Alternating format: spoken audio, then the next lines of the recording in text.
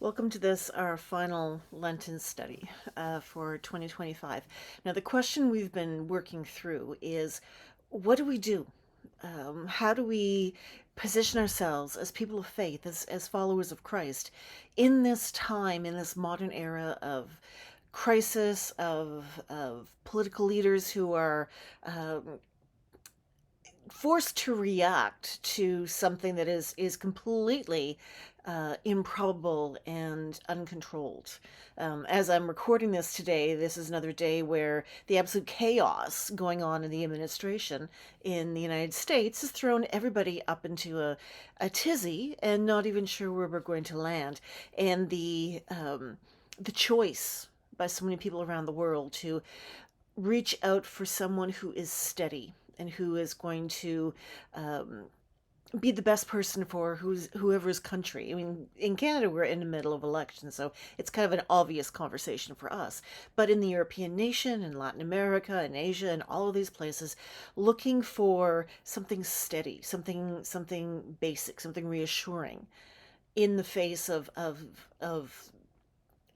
a person essentially who just thrives on chaos. So how do we, as people of faith, respond in this kind of environment where all the rules are thrown out and we're looking topsy turvy and wondering how we can actually be? That was the question posed to me when we started this.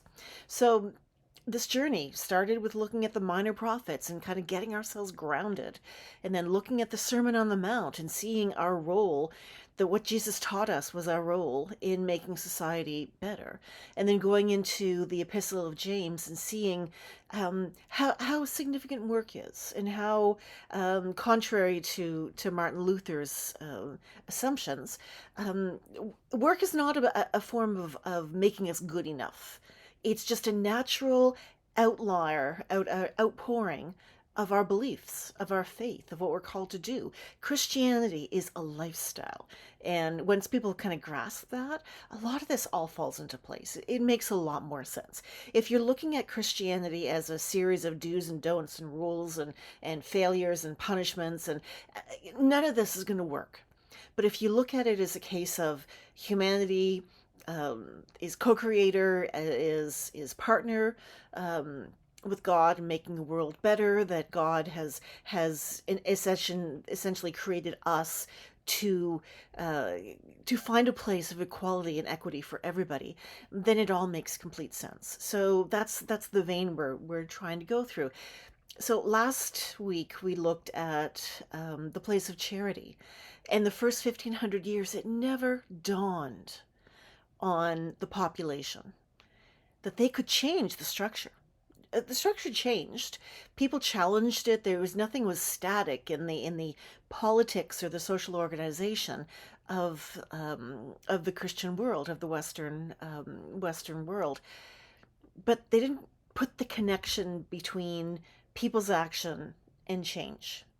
It was change and then reaction. But the only place of doing the good things that God asked us to do were seen to be in charity. You know, the basics, like making sure people are housed, fed, educated, tended to, loved, cared. Those were the things that the earlier, the first 500 years, first 1500 years rather, of the church focused on, and those have not gone away. They're still very much what we do. But as we come towards the 1500s, what some argue is the end of the Middle Ages and into the modern era, um, which kind of was dubbed in the 1900s, and we're now in the 21st century, so we really got to work on our terminology. But that's kind of how it's seen, the modern era. How that change happened and what we learned out of those last years of in the medieval world and moving forward. So, starting in the late 15th century, so the late 1400s, change was happening. I mean, we'd seen crusades, we'd seen civilizations rise and fall. We'd seen the Holy Roman Empire now was the one that were trying to put order to parts of the former Roman Western Empire. Um, political changes, we had countries reformulating, all of this stuff happening, huge advances in science. And I swear, anybody who comes to me and tells me the Middle Ages was a dark period of time where the church controlled everything and there was no science or inquiry or growth, they're going to get a face full, because the Middle Ages was so complicated. It was so full of action and energy and politics. And it's out of this stuff that three main movements emerge. One is known as the Continental Reformation or the Protestant Reformation. And the reason we say it's continental is because there is an actual English Reformation, thanks to King Henry VIII and wanting to marry Anne Boleyn and all that happened there. But they actually were not part of the Continental Reformation. They happened later. The Continental Reformation rather, is Luther, Zwingli, Calvin, that whole crew. So that would happen in there. We have the Renaissance, which was not actually a period so much as it was a local experience. And when we talk about the Renaissance, mostly we're talking about the Italian Renaissance. There was, again, an English Renaissance and the Renaissance in other parts of the world. And it's when people's perception of art and beauty started to shift a little bit, to have new perspectives, new points of view. So that was going on. And then we have the emergence of something called humanism, and where we had Martin Luther and others running around in the northern part of Europe. In the southern part of Europe, in Italy, we had a man of Jewish heritage who ultimately posed the questions that would lead to something called humanism. So when you hear people saying humanism is the opposite of religious belief, it's not actually. It came out of religious belief. Now, Spinoza might not have been a religious person, but he certainly was raised in a religious world, in a religious milieu. So it influenced how he thought of things. But the main point in all of this, all of these actions and questions and changes of perspective rather, was that the people involved started to realize, put together the whole "we act, society can change," which prior to that had not been a connection, but they started to make this connection.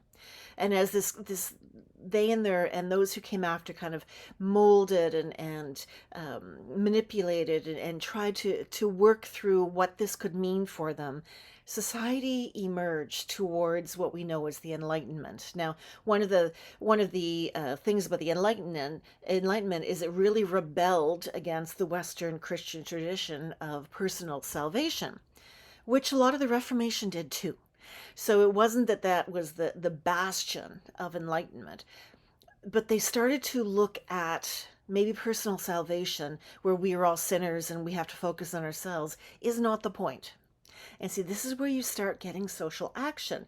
We start to realize the focus is not the individual, but the focus is society. So it's not individual salvation, it's corporate salvation.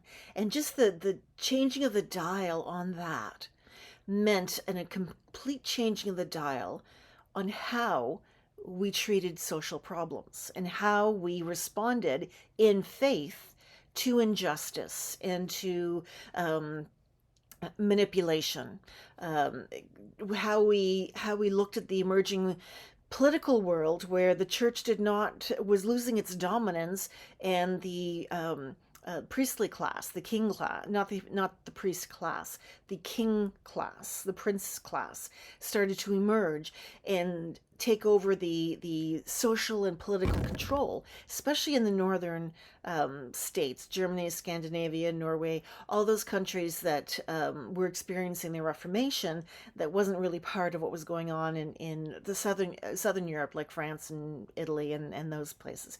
It's not that these ideas didn't cross over, it's that they were concentrated in certain areas, both looking at the same questions through different lenses. What do you do when you can do something? Which, it's been the question of my life. What do you do? So we have humanism, the Renaissance, and the Continental Reformation. We've got human agency now developing. Where do we belong in the world? What do we do when we see something we don't want to do? And the beauty of this is it rediscovered a lot of Greek philosophy, a lot of the questions that were asked, and started to really challenge the assumptions of the dominant faith at the time, the dominant Western Church, which had taken the Roman premise. So that there's a misassumption that Christianity took over Rome. It actually went the other way around. Rome took over Christianity, and the identity, the focus on personal salvation, that was actually a Roman cultural idea imposed on the Christian church at the time. It was not a Christian idea imposed on Roman society. So we have to see which correct which order that goes in. Um, but the challenge to institutional control and order was huge. And then as it merged into the Enlightenment, about 150 years after a Reformation and humanism started to emerge in the Renaissance, we get serious questions of how the world works. So we've got emergence of science and math, things that had always had been supported. Again, no dark ages, no denying of science and math development. I mean, you might have the odd person who didn't want to hear anything about it, but you got that too today. So all of this questioning and humans being able to exact change was what would eventually lead to the concept of social justice that was coined by an Italian theologian, Luigi Tapparelli, around 1840. Now, prior to him, we have the work of William Wilberforce, who anybody who knows anything about the abolition of African slavery will recognize that name as a Christian man who questioned why we were subjugating an entire group of people based on the skin pigmentation, and really looking for ways to find more equality, helping those who essentially look like me, recognize that people who look differently were just the same, that we were just people, all people in God's eyes. So that's the thing that's with social justice, is recognizing that the justice part meets up with the way God wants us to be, and that we're no longer excluding. And again, historic myths about Christianity, all religions really, that they're only monolithic in thought. There's only one way of doing things, and that has never been the case in any faith. So Wilberforce, Tapparelli, they were all part of a line of people that were slowly questioning why the institutions were absolute and how humans could make a difference.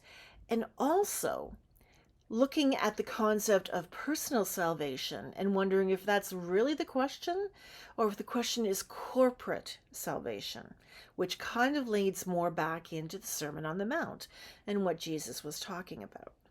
So you move forward again, and we get into the early 1900s, and we have a movement emerge, especially in North America, known as the social gospel. So it's primarily, but not exclusively, Protestant traditions that ask some serious questions about Sermon on the Mount, Sermon on the Plain, what Jesus was teaching, and how all of this change, this move for social justice, is a gospel, is a faith response. We as Christians have a responsibility to help. Not only that we can, but that we have to. And that was what really emerged with the social gospel movement. A couple of things about that. If you lived in the 90s, you might remember those jelly bracelets that some evangelical communities were giving out that said, "What would Jesus do?" And it seemed like such an odd question. That actually dates back to the social gospel movement. That was their question. What would Jesus do in this situation? And that opened soup kitchens, and that opened bread lines, and that opened orphanages, and that opened all sorts of social action that we just take as a given in the especially um, the Depression era of the 30s, where people stepped up. But it didn't just happen. It happened because people of faith asked, "What do we do? We know we can interact, or we can engage social change. We know we are called to be co-creators of the world. We know we are commissioned to bring about change the way Jesus asked us to do. So how do we do that? Where do we do that?" And just as a bit of a side for Canadians in general, our new Democratic Party actually emerged out of the social gospel movement. There's a direct line through Tommy Douglas to the NDP, and what we have today is our political party, which I think has the most ministers running for political office of any of the or candidates rather of any of the political parties, because there's a through line of faith in action that was part of the formation of the NDP. And now we see other traditions, other atheist believers of other traditions, all see this through line. You don't have to be followers of Christ to say, what is wrong? What do I need to fix?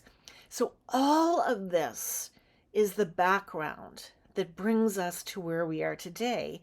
And the question asked, how do we look into the Bible to look at our faith, our history, our tradition, to find relatable instances, and how do we take those learnings, put them into today so we know how we respond today? And the line through is take care of each other. So I'll give you a number of things that can happen and are happening. I mean, when I first started to engage with this question, it was like 2 months ago. It was another world compared to just today, with the chaos and the crazy that keeps going on. I was watching the news this evening, and they're like, I don't know how to deal with this. It's emerging and we don't know what this is. That's what chaos does.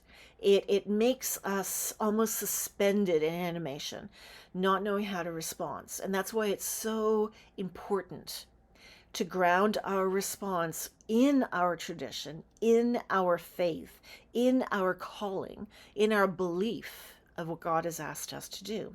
So grounding is the very first thing we have to do. When the forces of the world want chaos, we have to take a breath and just stand still. It's like a windstorm. It'll blow over because they just can't keep it up. So don't get caught up in it.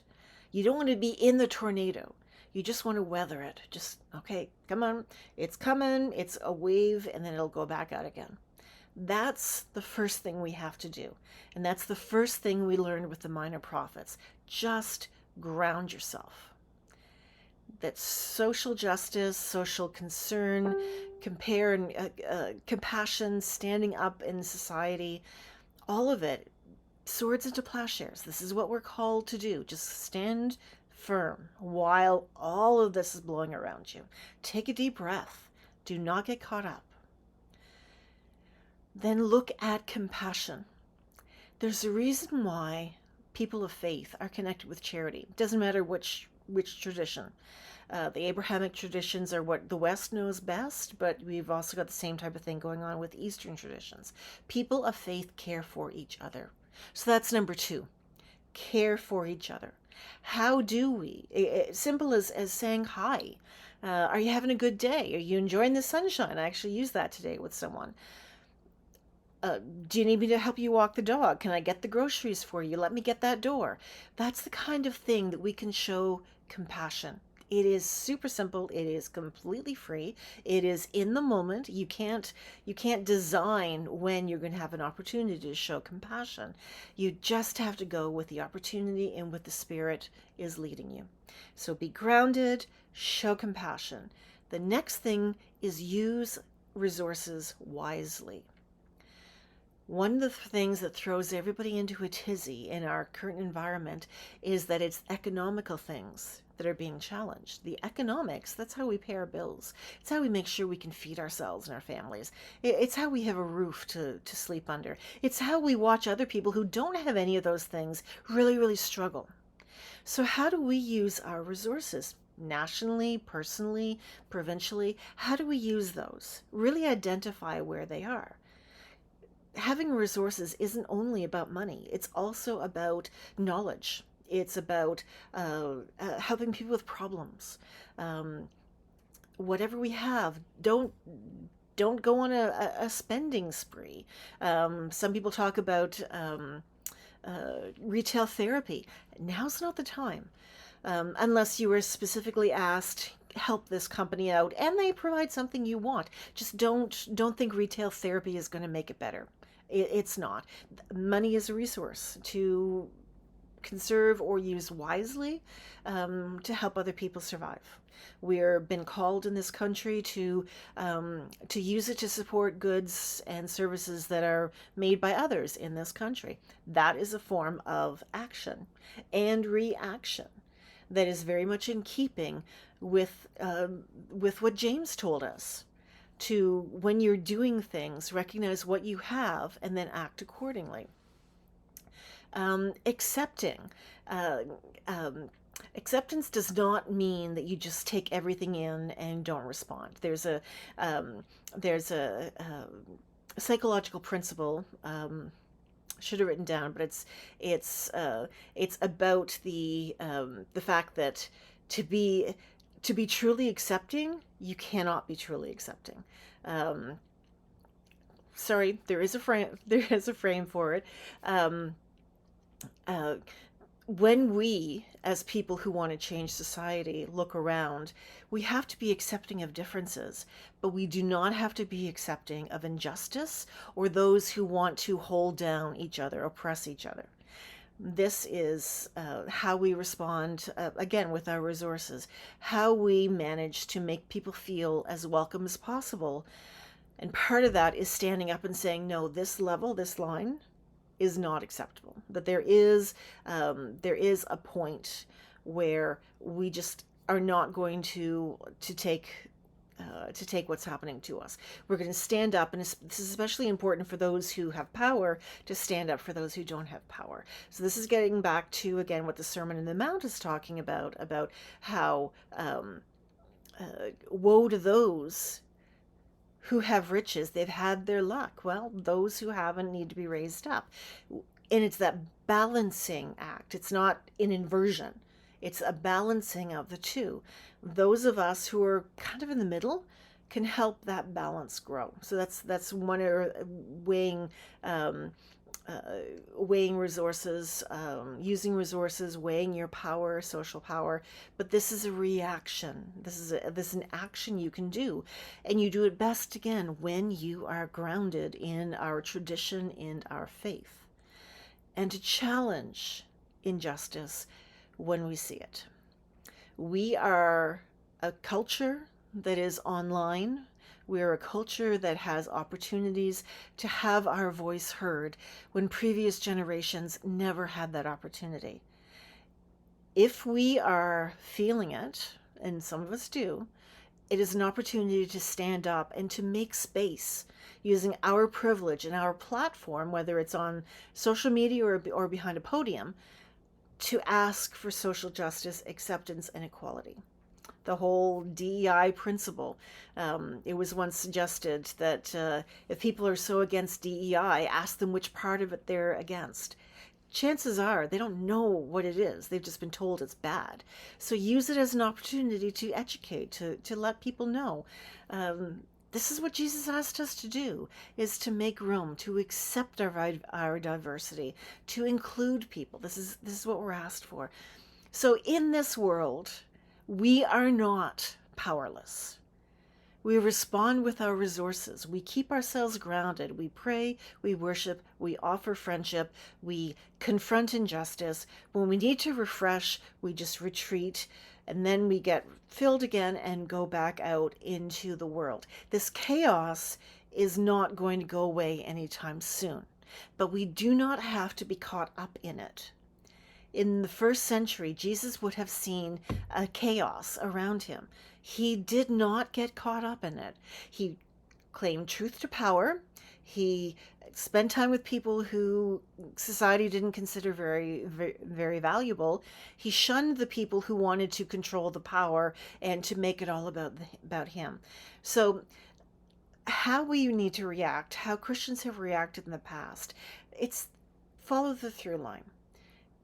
All of this will help us emerge as a stronger society, a stronger person in the face of what's going on. It is not the worst place in the world to be. We just have to not get caught up in the rhetoric and look for the opportunities. So thank you for being part of this 5-week study with me. I thank my friends along the way who have posed questions, who have challenged me, who have made connections that I wouldn't necessarily have seen before. And people who ask questions, just plain questions, didn't even know that they would eventually end up in the study. If we work together, if we find ourselves in partnership with each other, all of this is so much easier to deal with. We are not alone. We've never been alone. We need to ground, we need to act, we need to use what we have, and we need to support each other. That's really all it comes down to. And that is how Christ lived with his followers. Blessings through this Lent season and as we continue on towards Holy Week and Easter. Bye.